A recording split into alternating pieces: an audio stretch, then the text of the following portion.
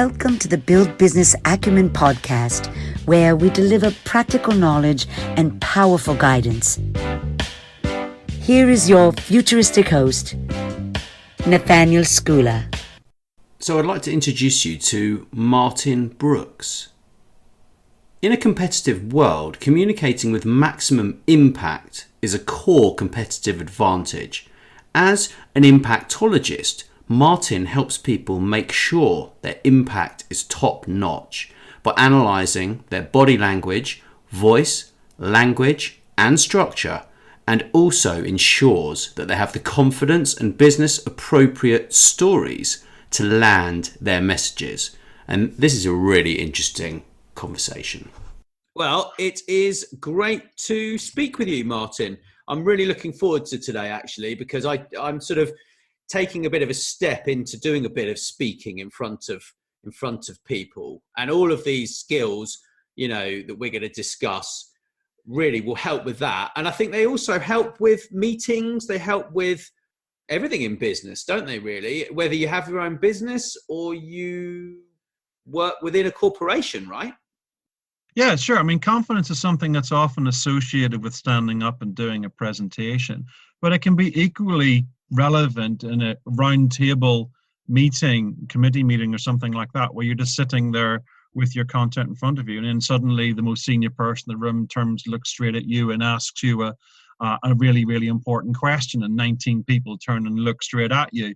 And in that moment, confidence and the ability and faith in self and the ability to project yourself as well as possible can be every bit as important and relevant to your ongoing career as a big presentation. So yeah, for me, it's a constant. It's something that you need to be able to access all the time to be able to peak perform no matter what the pressure.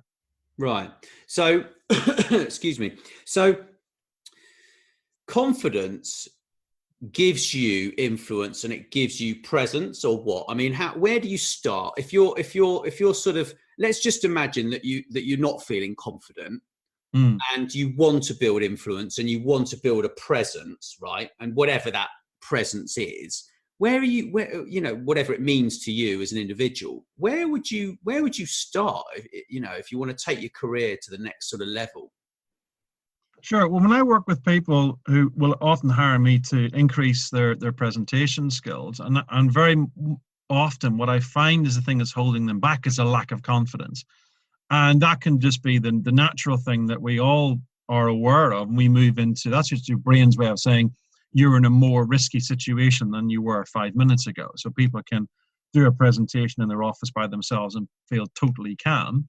But then they walk into a room where there's 30 people and they're experiencing an entirely different emotional state. Now, the content's the same, the slides are the same, the computer they're using the same, they're the same person. But the environment has shifted their psychological state from one of being happy with their environment and their surroundings to now understanding there's a risk factor. There's a risk now to sticking your head above the parapet and talking out loud where people can actually hear you. So confidence then is the ability to still be able to deal with that risk, but it not and to feel a bit nervous. And I often confuse people when I say, well, nerves are actually a good thing. That's your brain's way of saying there's more at stake and you really need to up your game. But like a lot of good things, too much of a good thing can become a bad thing. And if the stress hormones like cortisol, for example, just get too high, forget peak performance. People can't even remember key times or dates or whatever. So I've got what I call a 3Bs methodology that I work with people. And here's the 3 things that you can do, the three big things that begin with B that can really help you boost your confidence so you can be the best version of you, irrespective of the pressure, and peak perform and get across what you want to say. Wow. I mean, I've been studying a little bit around this, and I watched have you heard of a lady called, I think it's Amy Cundy? Amy Cuddy, yeah, she did one of the most viewed TED Talks ever on this issue. Yeah, and her talk just blew my mind. Like, it's so emotional, it's quite ridiculous. But she talks about how you actually basically put your feet on the desk, lean back in your chair for I think it was 2 minutes, and that actually really affects the hormones in your brain. Yeah. To the point of you actually, well, they did experiments, didn't they? And she proved that actually that made a big difference in interviews for people who were attempting to get a job, and the ones that actually sat there and looked down and felt very small and sat in the chair beforehand and looked at their mobile phones were the ones that didn't get the job, right? Yeah. So the core concept behind that is that your brain decides which chemicals go into your bloodstream, and the chemicals that are in your bloodstream then determine your emotional state. So if you're highly stressed, you get high levels of cortisol in your bloodstream. If you're feeling very confident, you've got lower levels of cortisol and high levels of testosterone. So your brain has a load of different pointers, if you like, or catalysts that create, well, what chemicals are going to go into the bloodstream. So that's why one of my 3 B's of building confidence is your body. So the shell of your body, how you stand, how you move, the way you look at people, your shoulders rounded out, the back, do you look people in the eye, do you smile, the way, even the way you walk. If you're even just that influences your whole psychological state. And that really affects how other people respond to you. So Amy Cuddy was really interested in the idea of the guy who's a godfather of modern psychology, a guy called William James, back in the 1890s. He coined this phrase, fake it till you make it. The idea being, if you want people to think of you as a confident person, well, then we all know what confident looks and sounds like. You stand up tall, you throw your shoulders back, you look people in the eye, you give them a strong handshake, all that stuff, all those behavioral indicators. And he said, well, look, if you want people to think of you as confident, behave in a confident way. People don't have access to your innermost thoughts or your blood chemistry. All they've got to go on is your behavior. So if you present that behavior, then people will respond to that. Now, what's interesting about that dynamic is that it's when people respond to you as being confident, their conclusion is that you are a confident person. They start giving you the behavior that one gets when one feels confident. Then you actually start to genuinely feel confident, hence the phrase, fake it till you make it. So right. She was building on his research and going, look, it's a lovely theory, but can we scientifically measure it? Hence the experiments you were talking about, where they got people to adopt what are called power poses and did a before and after saliva test on the levels of cortisol and testosterone in their bloodstreams, contrasted those with low power poses. But more interestingly, then what they did was they took both those control groups and put them into interviews, high stress interviews, and then asked people to interview them without knowing which test group they were interviewing and which they would actually hire. And not surprisingly, that the interviewers, kind of the apprentice style, tough interviewing, all predominantly, that said, well, hire him, hire her, those people who'd been through the high power poses. So they were able to scientifically measure not only the changes in blood chemistry, but also the changes in behavior and how other people were perceiving them. So yeah, that's why Amy Cuddy's talk is one of the most viewed talks on TED. Yeah, it's emotional. Yeah, I cried when I watch it. I cried the first time. I might have even cried for a few more, to be honest, because it's that moment where she actually talks about how she faked it until she made it. Then she told her student to do the same thing. And she said, you need to go out. I mean, anyone listening to this, you've got to go out there and search on Google for Amy Cuddy and literally listen to that, watch the longest talk that there is. It's like 22 minutes. And I recommend it highly. If you want to build a presence for yourself in front of people and you want to build influence, because I think influence really comes from confidence, and it comes from having you have confidence first, right? Then you have a presence, and that builds influence, doesn't it? Yeah, I think the confidence enables the behaviors that people would judge as presence. I think presence and confidence and everything else are really the only measurement really worthwhile is what other people then pick up on and respond to. I mean, there's no point in having a point of reference of I feel confident, but if I asked 100 people, none of them say, well, you don't look confident, you don't sound confident. The real measurement is that external one. I kind of go with the Jeff Bezos idea that, your personal brand or how people measure you is determined by what they say about you when you've left the room. So after you've done the pitch, after you've done the presentation, after you've contributed to the meeting, the challenge I always give to people is if you've got a big meeting or a presentation or a pitch coming up, and you do it, and then you leave the room, and I walk in and I ask the person or persons that you're pitching to describe you in 3 words, what would be the 3 words that you'd like them to say? And that's always an interesting exercise to start with.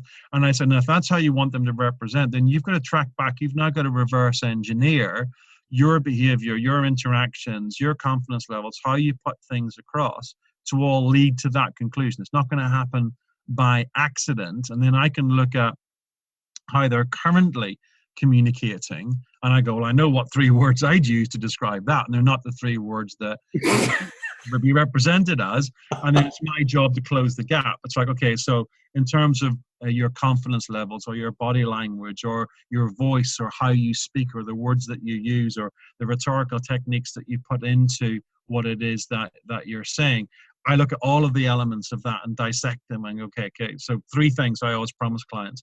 I'll tell you things to do that will reduce the negative perception of other people. So behaviors that are reducing your impact. So let's say, for example, somebody saying or all the time. Yeah. The second thing is I'll always tell you what to do instead. So if you say, I'll give you tools or techniques for how not to do that and how to pause effectively. So I'll tell you what not to do, what to do instead. And then the third thing is then I've studied all the top influencers and communicators of the world, and I'll say, well, here's what the Tony Blairs or the Barack Obamas or the Ronald Reagans of the world do. Here are the key impact techniques that they then use to be perceived the way that they've been perceived. But yeah, I think coming back to the original point, I think the confidence is an enabler for people to behave in a certain way that then can be measured by other people, which then people call, that guy, yeah, he's got great presence. Yeah. And then that actually turns into influence, because in the end of the day, you're there to influence something. Like you might be, all of these skills that we're talking about are, I mean, even if you don't have a girlfriend and you want to go and get a girlfriend, or a boyfriend. I mean, like, you need to have confidence. You need to have presence, and you need to be able to influence what they think about you. I mean, if you, for instance, meet a girl and you talk to her and you sort of look down at the floor and you don't look at her in the eyes, then she's not going to remember you. She's not going to want you to speak to you again, is she? Yeah, no, for sure. Yeah, absolutely. And it's all about that impression that you make and that presence that you have. Then when people go, yeah, you have presence, you've come across as an expert, then you get to that golden point where they say, okay, so tell me more, or tell me what you think. You become somebody that they will want to listen to, because let's face it, whether it's podcasts or salespeople or experts, there's plenty of them out there, but which are the ones that capture our attention? And I think it's confidence is an entry point. Yes, for sure, but it's not enough. Like being a good athlete gets you to being a brilliant athlete gets you to the Olympics, but only one person's going to get a gold medal. So then it's about how can you leverage all of these tools and techniques to put yourself in gold medal position in business, whether that's as an individual pitching for a job, internally pitching for resources, or going out to potential clients and pitching your company's offering and saying, this is what we've got. So confidence gets you in the game, but it's how well you leverage all the tools and techniques to be able to really get that gold medal position and be able to win, because you become a person of influence. You become somebody that clients and audiences and shareholders and stakeholders want to listen to. Yeah.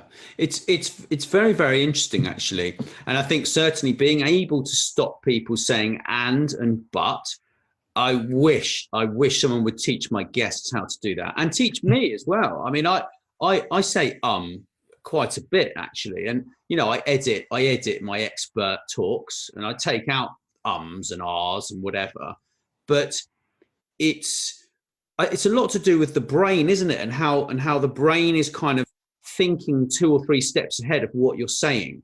So really, just, I think, calming down is my own personal attitude around that. Yeah, it's an interesting one, because they're called in the industry filler sounds. So they fill a gap, and you've actually hit it on the head there, where when we're nervous, the heart tends to beat faster. And when the heart tends to beat faster, the mouth starts to keep pace with that. So we end up speaking 10, 15, sometimes even 20% faster than we're used to in normal conversation. So then you're in this high stress situation, you're communicating really fast, and you get to the end of a sentence, and because you're speaking faster than you normally are, your brain's playing catch up. It's about 10, 15, 20% behind and doesn't really know exactly quite yet what the next sentence is. So there's a gap in between that sentence and the next sentence while the brain catches up. And of course, people are nervous that that gap might be interpreted as they're finished, or they might get interrupted, or it's time for a question. They go, no, I'm not finished. I just don't know what I want to say yet. So somehow I've got to communicate that I'm not yet finished, but I don't know actually what I want to say. So I fill the gap with an or an or sometimes people actually have a filler word. They go like, so, and that's just their way of buying those extra couple of nanoseconds to formulate their next thought before they speak again. Yeah. But not only that, there's the word ultimately. That just makes me laugh. Like, well, obviously is one of my favorites. People go, well, obviously. And I go, well, no, why am I paying you? Both of those words just crack me up. Yeah. Like, but you get the word ultimately a lot in advertising. Like marketing and advertising people use it because it makes them feel smarter. It's somehow like this kind of one-upmanship, like this kind of, I don't know what you would call it. It's almost like being a social vampire. Yeah. Ultimately, Martin. Yes. It's quite funny, really. It's quite funny. But I think what I learned from someone a few years ago that I had no idea of actually was when I did like a best man speech at one of my best friend's weddings, and I actually changed my speech right near to the point of when I was going to give it, and I didn't actually put a note of what I think it was the bride's mother's name was. That was it, and I forgot the bride's mother's name. Yeah. And I'll never forget that moment of sort of standing there and actually asking someone what her name was. And to me, that time felt like forever. But actually, in the real world, it was a very short amount of time. And that's something that, I really think people need to remember, that when you pause, it generally is just something that you are thinking, oh no, this feels like an eternity. But that 3 or 4 seconds, it may seem really quite good to the audience because they might be actually digesting what you've just been saying, right? Absolutely. Yeah. I mean, if you look at a newspaper or a book, you've got lots of white space. You've got sentences broken up into paragraphs or chapters. And I always say when I'm working with clients and they're preparing a pitch, I say your pauses are your vocal white space. They're just those moments that breaks up the content into manageable chunks and allows people a little bit of time to digest what you've actually just said. And people can be overly afraid of those little pauses, but I always say, look, think of them as vocal white space. People need a little bit of white space to catch up with what you've just said, what that means to them, and where this conversation is taking them. So embrace those pauses, have them in the appropriate places, and it gives that punctuation, if you like, to what you're actually saying. And really confident people are quite happy to pause. And it's nervous. It's associated with like people who are nervous or unsure or unprepared, who would then try to rattle through everything as quickly as they possibly can. That's very, very helpful, actually. Is actually a filler word? Probably. It can be. It depends upon you. Well, I mean, ultimately, you could judge it out. It's too much. It is too much. But I think, when I first started doing the audios, I literally would just sort of edit out all of the kind of really long pauses. But I listened to an episode when I was editing it the other day, and I just released it today actually. And it's with a friend of mine who's a barrister, and it's very, very interesting when you listen to someone. I mean, like you used the Obama and some other examples earlier, but when you sort of listen to someone that's actually been in front of a judge and stood up and paused to create a drama or to get someone to actually think about something in more detail, because that's what they are doing in essence, isn't it? So you'd have the lawyer who would go, well, the burning question, Your Honor, is how do we see this going? And it's just that little dramatic pause that pulls people in, and certainly probably be more applicable for most of the people listening to this podcast would be, how do you use a pause to really draw people in? And one way of doing that is a technique known as the rhetorical question. So for example, if you've got a slide that's got, here's the problem, or this is the situation that we need to change, or the current set of circumstances, then on the next slide has got solutions. Now you want to do what we call bridge. So you move from one slide to another, but that there's a connection. Too many presentations we see, I think you probably have as well, been like a series of unrelated pictures or images.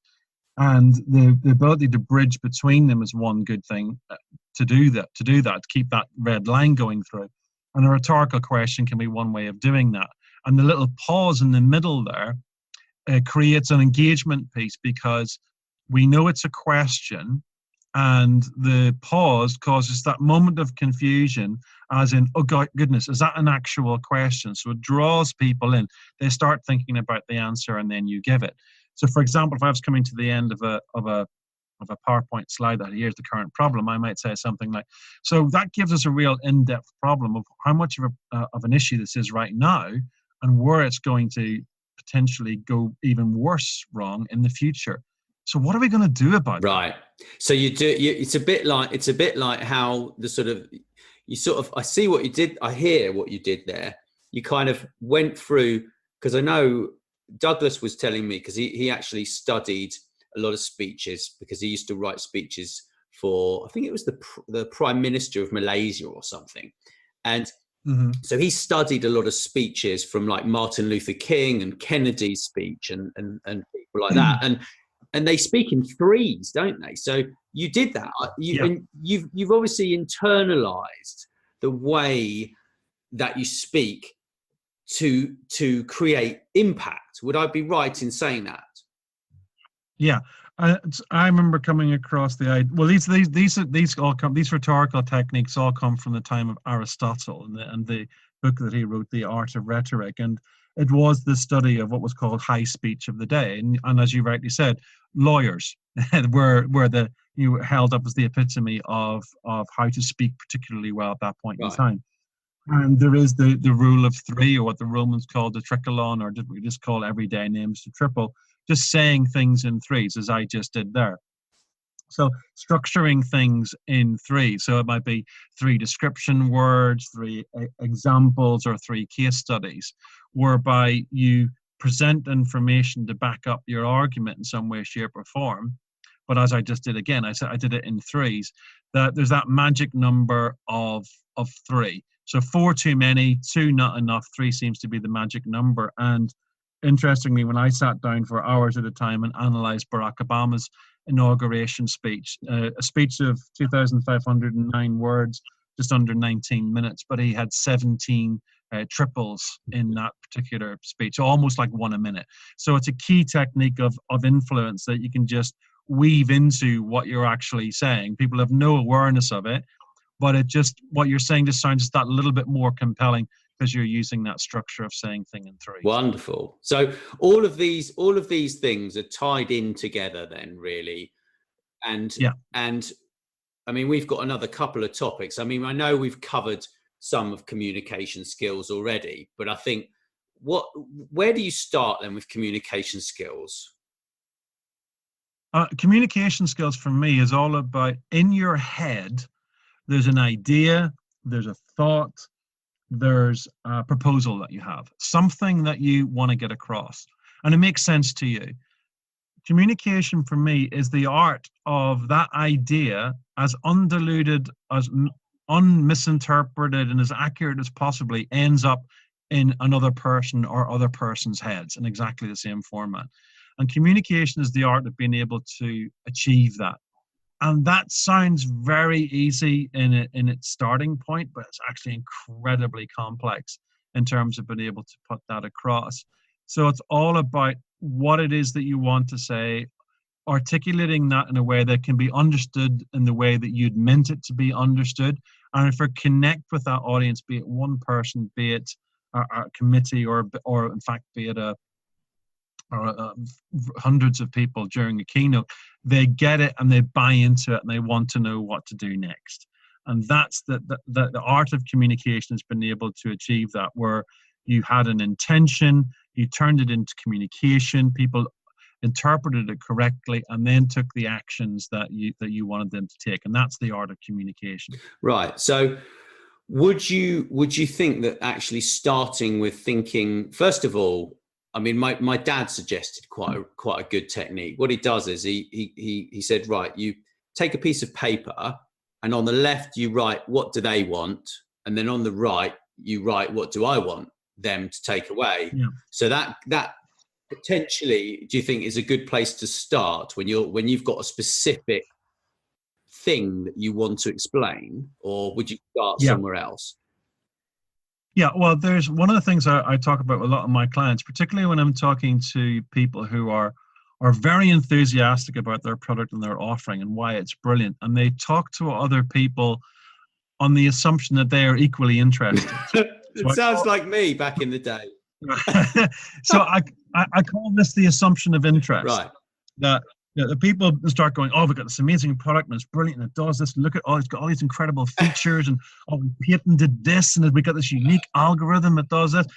And I just say, stop, please stop talking. Please stop talking, because you haven't considered your audience in any way, shape, or form. So the three words that I always start with are know your audience. Right.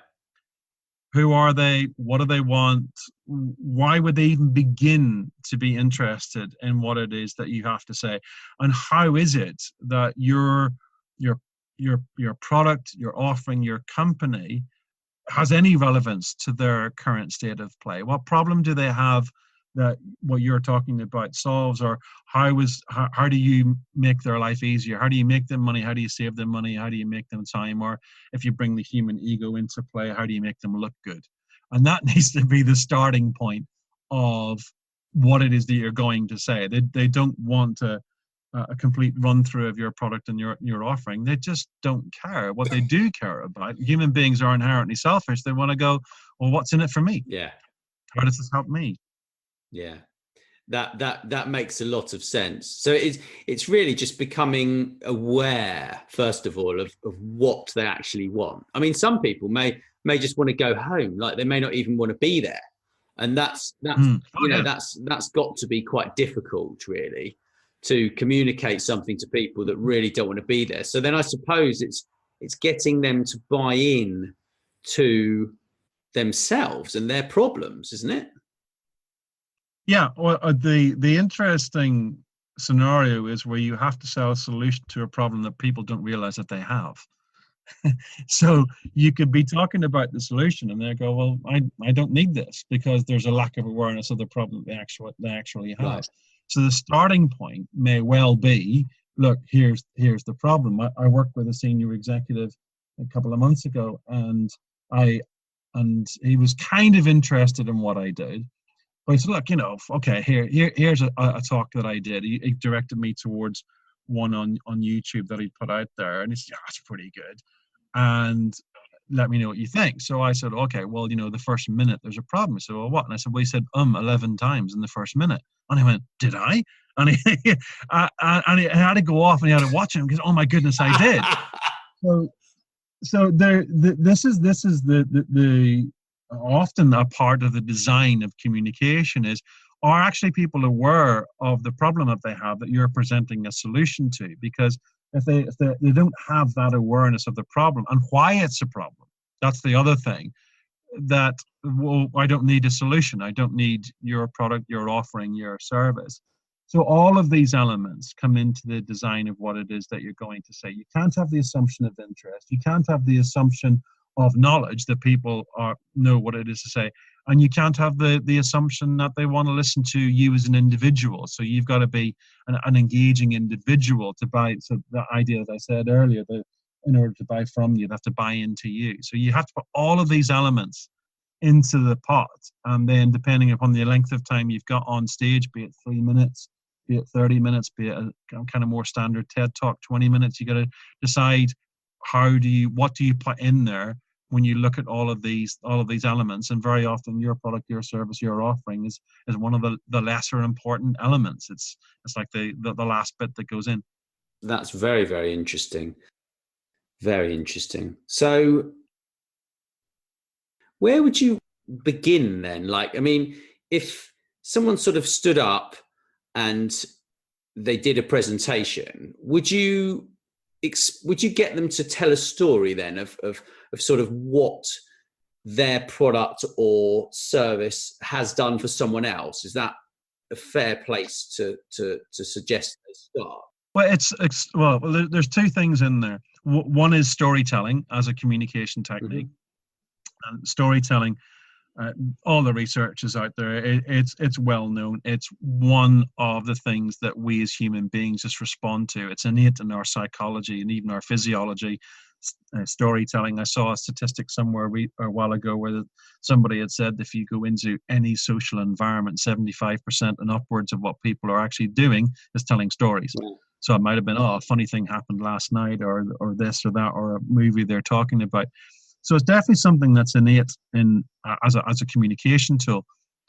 The second thing, so it really, really works as a communication tool. The second thing then is case studies.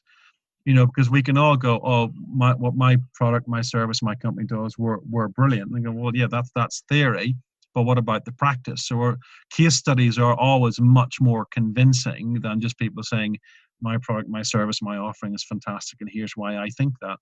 But a case study whereby you can clearly identify, here was, and you can then turn that into a story, of course, here was the problem this client had. These were the implications of that problem being unsolved. We came in and we created this intervention. These fantastic things started to happen, and they realized that it was the best investment that they ever made. So there's a natural flow to that particular story. But case studies are really, really important. Storytelling is a brilliant communication tool, but it takes particular skills to tell stories in business. It's not a conversation down the pub with your mates. There's a particular art, which is why I have a module on storytelling on business, and look at the key structures of how to be able to dip in and out of stories in a business context, and that really add to your presence, your communication gravitas, and of course ultimately towards your success. That's very interesting. I was actually thinking about storytelling a few days ago, and I was I can't remember where I picked up this piece of information though. It's so imagine I'm sort of having a conversation with you, and I'm sort of feeling a bit lacking in confidence. Well, I could actually just change the subject to regain my confidence, and then come back and revisit what I was actually trying to tell you. If I kind of felt a rebuttal, if you like. What do you think about that as a technique? So, do you understand what I mean? I think in conversations we can often have little wobbles, and that could be topic orientated, or can just be your example earlier, giving the speech and just forgetting somebody's name. We've all had that in the industry, called that a brain blank. It's just for some strange reason. A statistic, a name, a project name, a piece of research, a company name just drops out of our head for a second. And that happens. And I just take a big deep breath and go, well, it's the company name. Middle-aged brain, I'll come back in a second and continue on. And then invariably, 10, 15, 30 seconds later, it'll come back. Once I take the pressure off of trying to remember, I just say literally to myself, yeah, it'll come back in a minute. It's there. And then I'll continue on with the conversation. Oh yeah, of course it was American Express, or it was the NHS that I was working with at that point in time. Whatever it was, that piece of data, that statistic will invariably come back. And I find that the more pressure you put yourself on in those kind of situations, there's a negative compound effect. Right. Whereas you take the pressure off, go, yeah, it'll come to me in a second. Just can't remember it right now, and you move on. Then just pops back into your head, and you can weave it back into the conversation. So that in itself is taking away that performance pressure of having in a very short window of time to be able to perform, whether that's data recollection or piece of mental arithmetic or a person's name, whatever it is. Just take the pressure off, and it'll come back, and that keeps you in a confident state of mind because you're taking away that performance anxiety. So that certainly can be one way of moving a conversation on, acknowledging where we are. I think the danger is that people might go, hang on a second, there's something you're uncomfortable with and you're just sweeping under the carpet, you don't want to talk about it. So there's always the risk factor of everything that you do is interpreted. So be in control of your behavior and being aware of the implications of any tool or technique that you use. And then sometimes you just can't prevent them, and then you're into management of that. So it's being aware of what it is you're doing at all points in time. How does that create the impact, and is that moving you closer to or further away from the ultimate goal from the conversation, and being able to tweak and adjust as accordingly as you go. Right, that's very interesting. I mean, I was sort of delving into the history of email the other day because I'm kind of trying to learn more about written communication skills.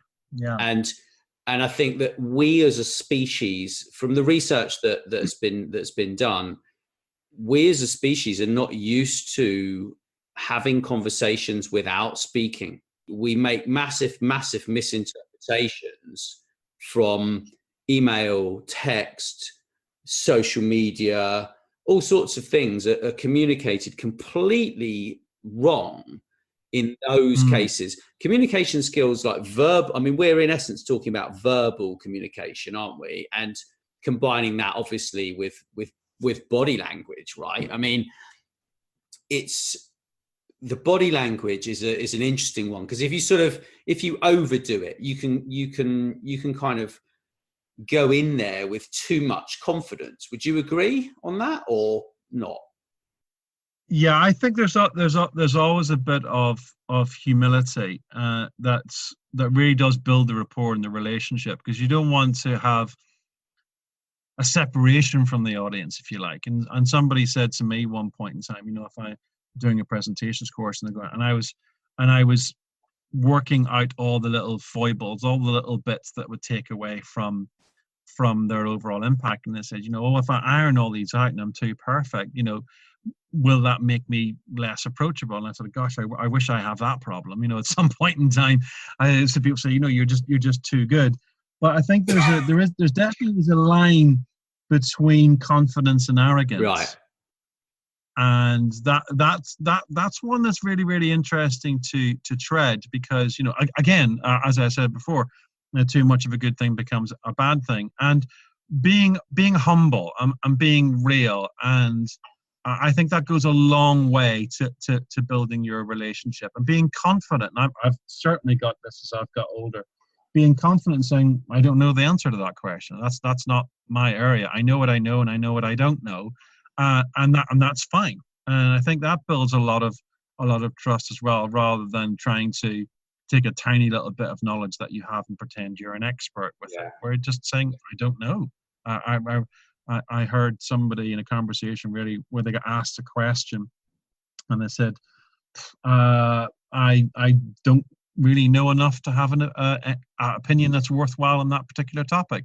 And the other person went, well, you have to have an opinion. And they went, well, no, I don't, because I just don't know enough about it to have an opinion that I'd happily stand behind. So I don't have an opinion. And the other person was a little bit challenged by that point of view. But I think that's absolutely right. If you don't know, please don't pretend that you know. And I think people respond to that. Of course, if that's your supposed area of expertise and you go, I don't know, that's a completely different ball game altogether. Yeah. I mean, I think there's actually a lot of that within the technology space. There are a lot of people who are fake influencers who perhaps, are just social media kind of handles, really. And they've built up a certain amount of influence from social media. And actually, they can't have a sensible conversation about a lot of these topics. And You know, I'm very clear. If I don't know something, I would rather tell someone, because I think it's a waste of someone's time. Like, why would you want to waste someone's time by giving an opinion on something when you know zero about it? I mean, I think you may be able to have a conversation, but it's kind of just a bit pointless, isn't it, really, at the end of the day? It's a bit of a waste of time. So, yeah, I mean, there's it's interesting you talk about technology and email and everything else, and technology has created platforms where people can really look like experts. And you know, thousands of followers, and they publish something, and it's tweeted or retweeted or liked or commented on. You think, goodness, wow, this person really does know what they're talking about. And it's interesting then when you use false metrics, you get a false result. And really, for me, the only result is walking the talk. Let's see you do your thing. And that's actually on my Twitter handle, that's my pinned tweet, because I did an interview on the BBC Two during the Welsh Assembly elections in 2016. And the interviewer came before the actual program and said, so they had the leadership debate, which was an hour, and then there's a half-hour analysis program. And she came to me, and I was one of the people one of the quote-unquote experts who's going to be asked what they thought. And the interviewer came to me before the debate started and said, okay, there's a 30-minute program. There's 120 people in the room. There are 20 people who are guaranteed a question. You are one of them. Whether you get a second question or not will depend upon the quality of your first answer. So no pressure.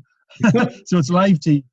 And of course, because the debate hasn't happened yet, she said, well, I can't tell you what I'm going to ask you. I can't tell you what my first question is going to be because the program hasn't happened, and we're going to cut straight to the question.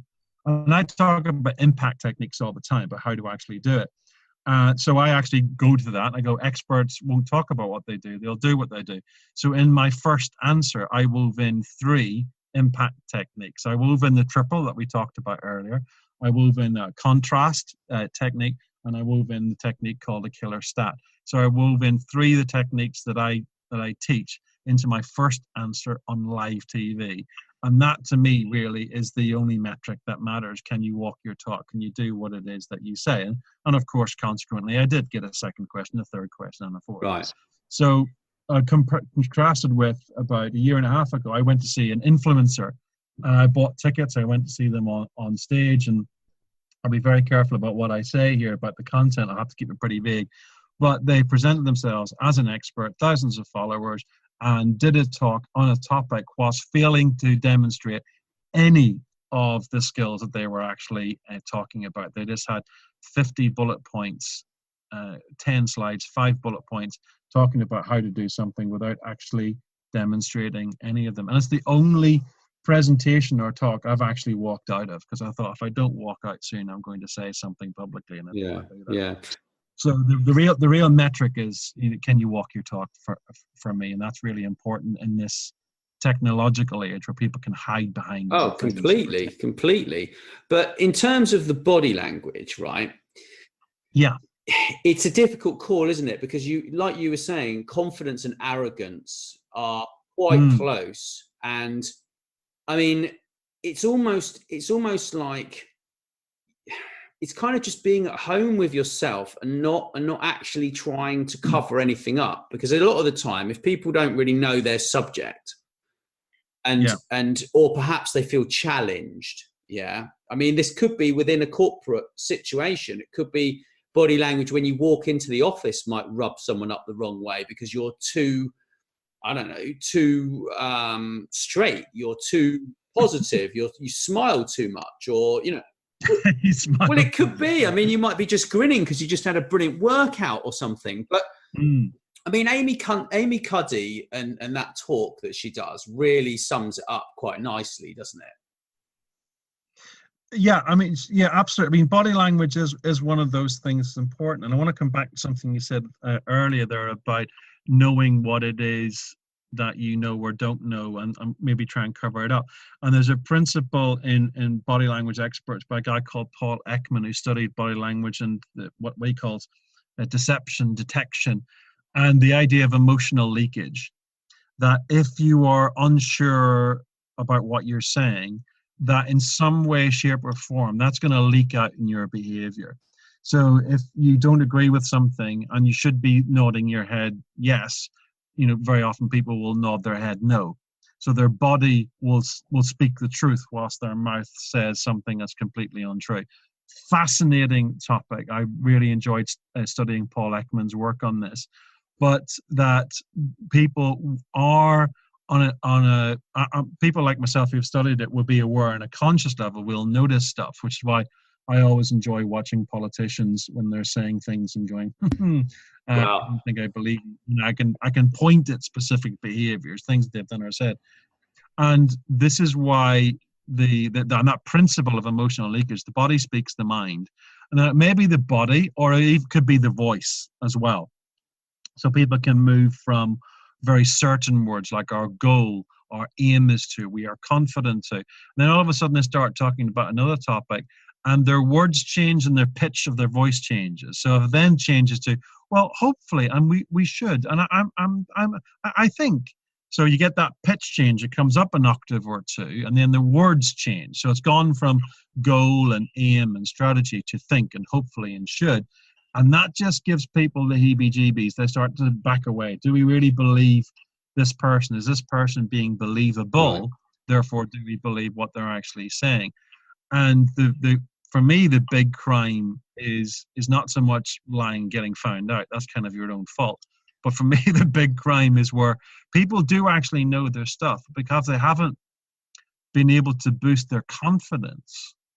Then they're communicating in a way that's less confident, but they actually are telling the truth. And then, of course, people can only go on the behavior that they're given, and they may judge somebody as not being as much of an expert as they are, or being a little bit liberal with the truth, or dare I even say it, presenting alternative facts, that they then get judged in the wrong way. They actually are really good, confident people, but their nerves have got the better of them, and then those nerves has been interpreted as not representing their thoughts, their ideas, or their products as accurately as perhaps they should.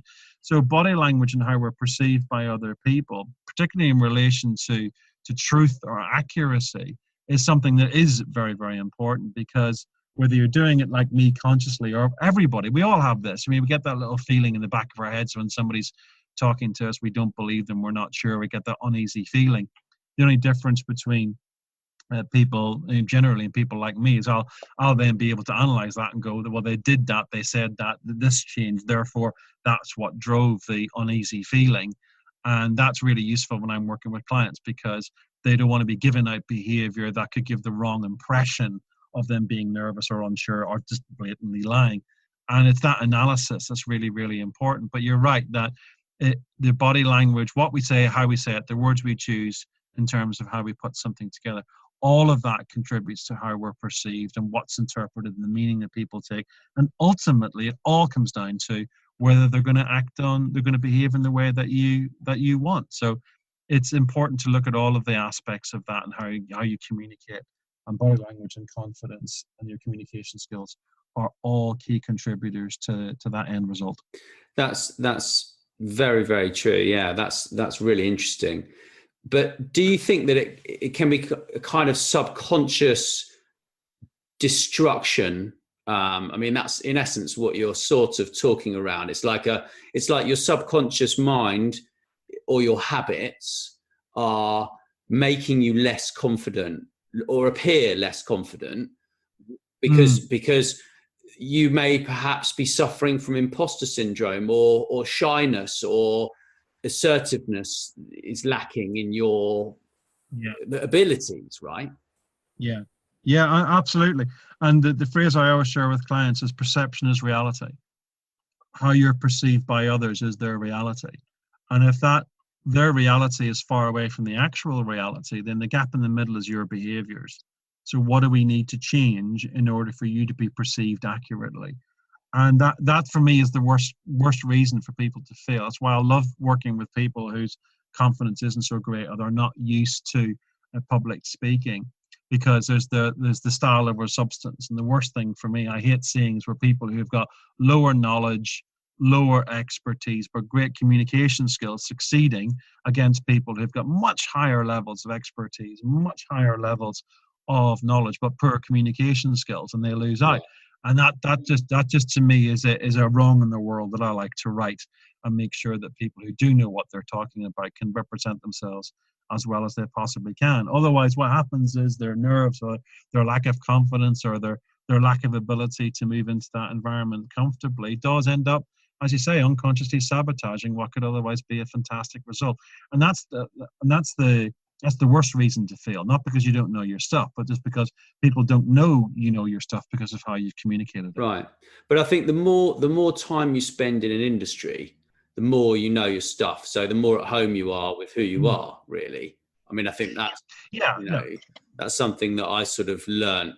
I mean, I've probably only been in marketing, not sales, marketing as a sort of part of marketing and sales. I mean, they're quite closely linked, aren't they? Two sides of the same coin. Yeah.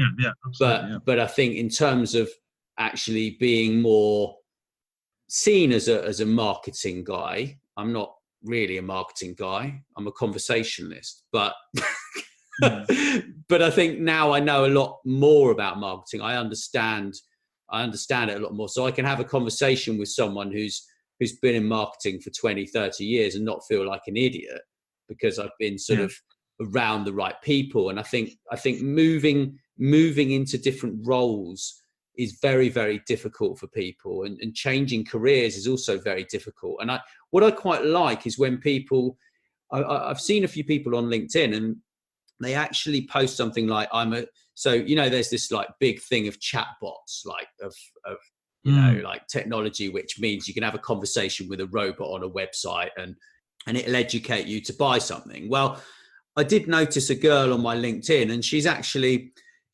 got something in her headline that says, she said to start with, this is about 2 years ago, she said, chatbot enthusiast, right? And I really like the fact that she actually said that she was an enthusiast. She wasn't saying she's an expert. She wasn't saying that she was amazing. She was just saying, this is where I'm at and I'm learning about it. And I really like the fact that that's what people can do. I love that it's like, I'm interested in this topic. So, I'm not going to pretend that I am a hypnotist, for example. Yeah. I've got an interest in hypnosis. It doesn't make me a hypnotist. Yeah. So, and it's the same with all of these business topics. I've got a big interest in business, but I'm not going to claim to be a business expert. Yeah. I think that a lot of confidence comes from accurately representing what you know. But that also then, if we know there's a link between knowledge and confidence, then just ruthlessly dedicating yourself to building knowledge in the area that you work in. And certainly I know from my case, it's just that ruthless pursuit of, it comes from when I studied psychology many, many years ago. One of the lecturers just saying that this is just one line, it just leapt out at me. What's the difference that makes the difference? What's the difference that makes the difference? So if there's three people going for a job or pitching to a major client and they're all really good, what's the difference that makes the difference? Why do they pick that person for the role or that company to represent them? There must be something that they did differently. So building up your knowledge of your subject expert, what you're going to be a subject expert on, building up that expertise. There's no shortcut to that. Malcolm Gladwell talks famously about the 10,000 hour rule, that anybody who's good at anything is just going to dedicate 10,000 hours of practice to get to that point. In fact, I responded to a tweet the other day to a mutual friend of ours, Jeremy, where he was talking about, find your thing that you're good at, put your 10,000 hours in, and off you go. And I responded and I said, yeah, well, what happens if everybody else has also done their 10,000 hours? You've got to do 10,001 or 10,002 or 10,003, and you can't rest on your laurels. And I think that there is that link between confidence and knowledge, and there's a confidence in knowing what you don't know as well, and just having that thirst for knowledge. And I certainly find that the more I know, the less I realize that I do know. So I hope by the time I die, I've fully realized how truly ignorant I am by the amount of information I've amassed, which tells me about all the things that I don't know.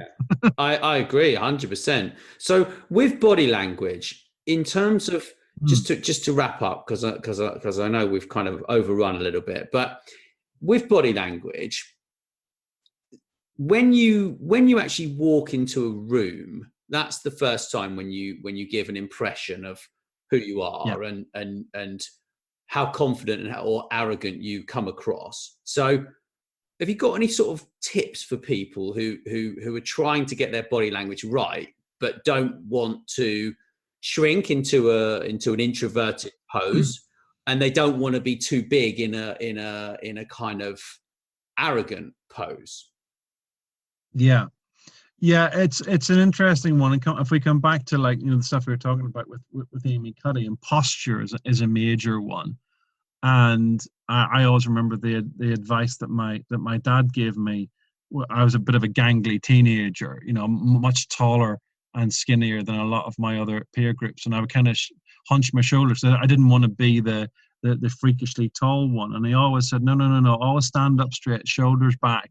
It's important, to have a good posture, because that's something that people do respond to. And in later years, did a lot of backpacking around the world. And the piece of advice that I got from somebody said, when you're walking around, even if you've no idea where you're going, always stride purposely, like you know exactly where you're going. Because if somebody's looking to mug somebody, they're gonna look to mug the person that's a bit nervous, a bit distracted, the person who seems unsure of themselves. The person who's striding purposely, with that sense of confidence about what they're doing, they're gonna leave them alone. And in the business environment, you don't want your reputation mugged straight away by the way that you walk into a room where there's that kind of shy, unapologetic, short steps, looking at the ground, shoulders rounded. So it's always so Amy Cuddy's advice is, go into a toilet cubicle, stand with your hands on your hips, big expansive gestures, get yourself to feel good. And then obviously you're not going to walk into the room in what they call Henry VIII pose with your legs wide apart and your hands on your hips. You're going to look like an idiot. So it's about being able to use your body language to get into a particular psychological state, and then pare it back a bit, so you don't come across as arrogant. And so you're standing tall with your shoulders back, but not pursed right back, that you look like you're in a military parade. And just finding the balance that strikes the pose you can be comfortable in. And coming back to my point earlier about perception, being perceived as somebody who's comfortable in their own skin, comfortable in the room that they're in, and comfortable with what it is that they're about to do. And that makes people relax, because when we see people who are nervous, it kind of makes us nervous. And we feel bad for the person for a while, and then that wears off, and we go, oh, you've made me feel bad. I don't want to feel bad. Stop making me feel bad. So there's a little bit of empathy to start with, but then it can very often start to go the other way. So much better not to put your audience in that position, and just be comfortable in your own skin, be aware of the impact of your own body language, manage it appropriately. If you need to go and stand in a power pose in the toilet for 2 minutes before you walk into a room, fine, go do that. So you can then enter the room in a way that gives you the best possible first impression. And we know how important first impressions are, and they're primarily visual. We are, human beings, vision is our primary sense. So looking good, feeling good in yourself and your posture. Other tips are just feeling really comfortable in what you're wearing. If it's a big thing, put your best suit, your best dress on, your smartest shoes, the ones that you make always feel good. I remember as a young boy watching James Bond getting dressed, and I'd never seen a man wear cufflinks before. And I just remember having this little thought as an 11 or 12-year-old, going, one day I'm going to have a job where I wear cufflinks. I think we all had that, didn't we? Yeah, absolutely. So all of my work shirts are cufflinks. I don't have any work shirts that have got button cuffs, because that's just my little James Bond thing. It's my little thing, put my cufflinks on and I'm in the zone. And that's just one little thing, with that you have many things that little triggers that you have that get you in the zone, that get you to walk into a room in the best possible way. And I agree with you completely. You don't want to walk into a room where people think you're an arrogant idiot and just check out and pick up their phone and start doing their emails. I'm trying, Martin. I'm really trying to not do that. The problem, yeah, but the problem is, if you've been doing martial arts, or you've been going to the gym a lot, or you've been I've been doing Tai Chi like 22 years. So I can't help having this posture the way it is. It's like, so if you think about, let me see, what was that? It's not a cartoon. It was actually with the pink Rolls Royce, Thunderbirds. Right. Yeah. And if you think about the puppet, yeah. Okay. No, I'm perfectly serious. You think about the puppet there, right? And how those puppets reflect the human, yeah. And in Tai Chi, we talk about being suspended by your head top. So it's almost like you're being pulled up on a string by the middle of your head, yeah. Yeah. Slightly not exactly to the middle, but you get what I'm saying, right? Yeah. So would you advise walking in like that, or slightly having your chin down so that you're not too arrogant, or your chin up a little bit too much? How would you advise people walk into the room and strut their stuff?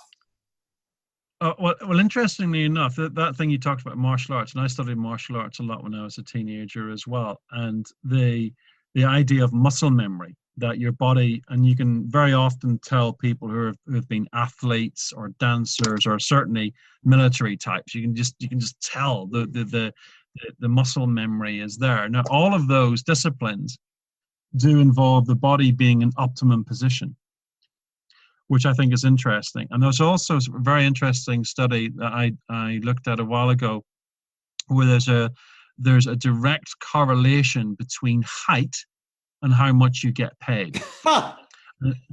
Right? And there's a direct correlation. There's complete, I can't remember the figures now off the top of my head, but there's a survey done on average height of the US male, and then the average height of people in boardrooms. And there was like a couple of inches the difference, and average height was over 6 foot, I think, in the boardroom.